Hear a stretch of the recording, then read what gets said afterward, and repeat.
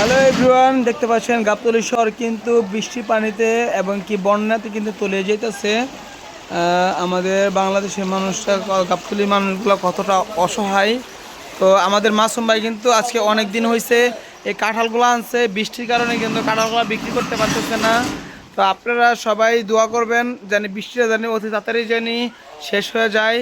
সবাই কিন্তু অনেক মনমরা ভাব নিয়ে কিন্তু সবাই কিন্তু বসে আছে। আর দেখতে পাচ্ছেন এখানে কিন্তু পথযাত্রীরা কিন্তু অনেকটাই অসহায়, তারা কিন্তু অনেক দুর্ভিক্ষভাবে কিন্তু তারা কিন্তু জীবন জীবিকা পার করতেছে বৃষ্টির দিনে।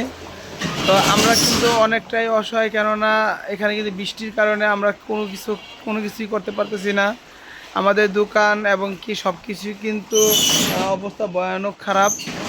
তো আপনারা সবাই আমাদের সাথে যোগাযোগ থাকবেন, আপনারা আমাদেরকে হেল্প করবেন। বা আপনাদের কোন কোন এলাকার ভিতরে এরকম বৃষ্টি হয়েছে সবাই কমেন্টসে বলে যাবেন। এখানে কিন্তু অনেক অনেক সমস্যা হচ্ছে আমাদের গাবতলীতে। কতটা মানে সবাই কিন্তু অনেকটাই কিন্তু জীবন জীবিকা পার করার জন্য অনেক কষ্টেতে দিন চালাচ্ছে। তো আপনারা বলেন যে এখানে যে বৃষ্টিটা কি কবে সারবে বা বিষয়ে আপনারা কি বলতে পারবেন কি না? অনেকটা অসহায়ের ভিতরে আমাদের পথচারী মানুষরা সবাই কিন্তু জীবন জীবিকা পার করতেছে।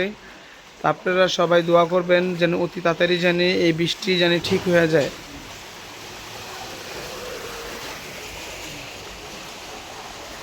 এটা হলো আমাদের গাবতলী নতুন বাজারে পুরা বন্যা হয়ে গেছে, মানে নদীর সাথে অ্যাডজাস্ট হয়ে গেছে পানি, নদীর সাথে অ্যাডজাস্ট হয়ে গেছে।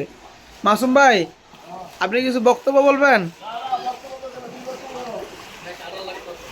মাসুম ভাই খুবই অসহায়, মাসুম ভাই মনে করেন যে কাঁঠালগুলো বিক্রি করতে পারতেছে না।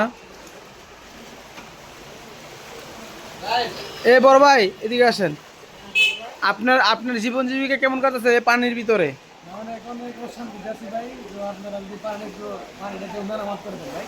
ঠিক আছে, ঠিক আছে, সবাই সবাই লাইক কমেন্ট শেয়ার করে দিবেন জানি এই দুর্ভিক্ষ থেকে জানি সবাই জানি তাড়াতাড়ি করে শেষ হইতে পারে। এই এলাকা রাস্তাটা উঁচা করে দিতে হবে।